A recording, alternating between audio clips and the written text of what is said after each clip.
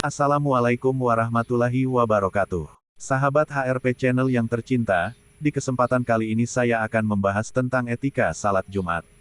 Baik, kita langsung saja.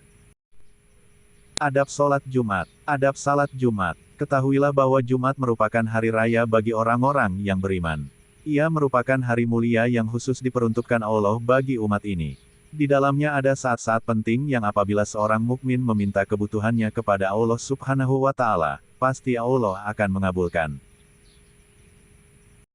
Oleh karena itu, persiapkanlah dirimu untuk menghadapi hari raya tersebut, semenjak hari Kamis dengan cara membersihkan pakaian, dan banyak bertasbih dan istighfar pada Kamis petang, sorenya, karena keutamaan saat itu sama dengan keutamaan hari Jumat.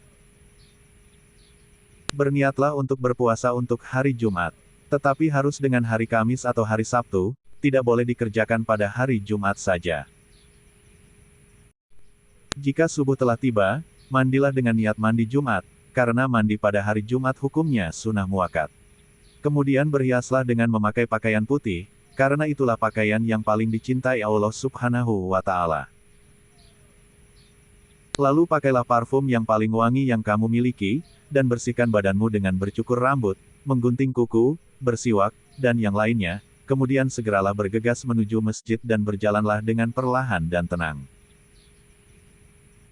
Nabi Shallallahu Alaihi Wasallam bersabda, siapa yang pergi untuk salat Jumat di waktu yang pertama seakan-akan ia telah berkurban unta, siapa yang pergi pada waktu kedua seakan-akan ia berkurban sapi betina, siapa yang pergi di waktu ketiga, seakan-akan ia berkurban kambing kibas, siapa yang pergi di waktu keempat seakan-akan ia berkurban ayam, siapa yang pergi di waktu kelima seakan-akan ia berkurban telur.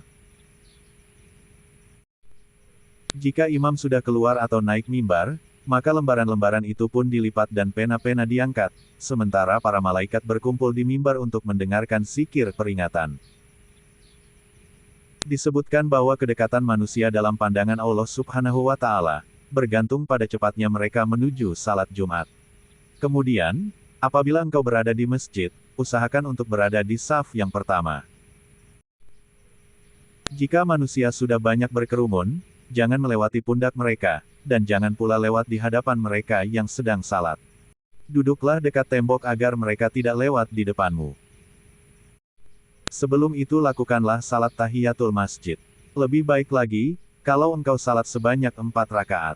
Dalam setiap rakaat, setelah membaca surat Al-Fatihah, engkau membaca surat Al-Ikhlas sebanyak 50 kali. Disebutkan dalam satu riwayat, bahwa siapa yang melakukan amalan tersebut, ia tidak akan meninggal dunia sampai melihat tempat duduknya di surga, atau hal itu diperlihatkan padanya.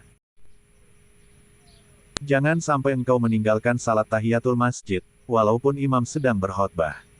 Disunahkan agar dalam 4 rakaat itu engkau membaca surat Al-An'am, surat Al-Kahfi, surat Taha, dan surat Yasin.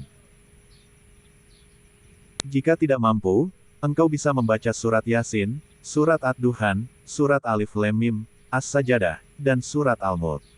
Sebaiknya engkau membaca surat tersebut pada malam Jumat karena di dalamnya banyak sekali keutamaan. Siapa yang tak bisa, perbanyaklah membaca surat Al-Ikhlas. Perbanyaklah membaca salawat atas Rasulullah Shallallahu Alaihi Wasallam, khususnya pada hari tersebut. Manakala imam atau khatib sudah naik mimbar, berhentilah dari salat dan berbicara. Sibukkan dirimu dengan menjawab panggilan azan serta dengan mendengarkan khotbah dan ceramah. Sama sekali tak boleh berbicara ketika khatib sedang berkhotbah. Dalam riwayat disebutkan, siapa yang berkata kepada temannya, petik terbalik diamlah, saat imam berkhotbah maka ia telah berbuat sia-sia. Dan siapa yang berbuat sia-sia, maka ia tak mendapat keutamaan Jumat, itu karena perintah diam itu sendiri berbentuk ucapan. Sebaiknya larangan diberikan dalam bentuk isyarat, bukan dengan kata-kata. Lalu ikutilah perbuatan imam seperti telah disebutkan sebelumnya. Apabila telah selesai, sebelum berbicara bacalah surat Al-Fatihah, surat Al-Ikhlas, surat Al-Falaq dan surat An-Naas, masing-masing 7 kali. Itu akan melindungimu dari Jumat ke Jumat, juga akan menjagamu dari setan. Setelah itu, bacalah, Allahumma ya Gani ya Hamid ya Mubdi ya Muid ya Rahimi ya Wadud aknini bihalalika, an haramika bifadlika, an masyiatika wa bifadlika, aman siwaak. Ya Allah, wahai Zat yang Maha Kaya, Maha Terpuji, Maha Memulai, Maha Mengembalikan, Maha Penyayang, dan Maha Pemberi. Berilah kecukupan padaku dengan yang halal bukan yang haram, dengan taat, bukan maksiat, dan dengan karunia-Mu, bukan selain-Mu.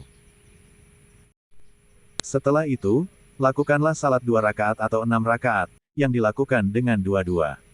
Semua itu terdapat dalam riwayat yang berasal dari Rasulullah Shallallahu Alaihi Wasallam, dalam kondisi yang berbeda-beda.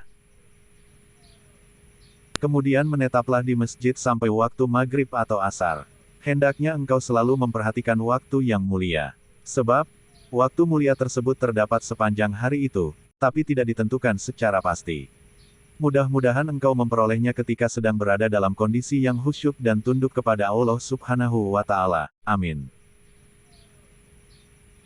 Selama di masjid, jangan engkau mendekati majelis cerita dan kisah. Tapi, hendaknya engkau menghampiri majelis yang berisi ilmu yang bermanfaat. Majelis itulah yang bisa membuatmu lebih takut kepada Allah dan membuatmu kurang cinta pada dunia. Jika suatu ilmu tak mampu mengajakmu untuk meninggalkan dunia menuju akhirat, maka lebih baik tak usah mengetahui ilmu tersebut. Berlindunglah kepada Allah dari ilmu yang tak bermanfaat. Perbanyaklah berdoa ketika matahari terbit, tergelincir, dan terbenam, ketika khatib naik mimbar, dan ketika orang-orang berdiri untuk menunaikan salat, karena kemungkinan besar itulah waktu-waktu yang mulia. Berusahalah untuk bersedekah semampumu pada hari tersebut walaupun sedikit. Dengan demikian, engkau telah mengumpulkan antara salat, puasa, sedekah, membaca Al-Quran, zikir, dan iktikaf. Jadikan hari tersebut sebagai waktu yang khusus kau peruntukkan bagi akhiratmu, barangkali bisa menjadi penebus dosa bagi hari-hari lainnya dalam seminggu. Wallahu alam bisawab, jangan lupa, terus dukung channel ini, dengan cara tekan tombol subscribe, aktifkan lonceng, like, komentar dan share. Assalamualaikum warahmatullahi wabarakatuh.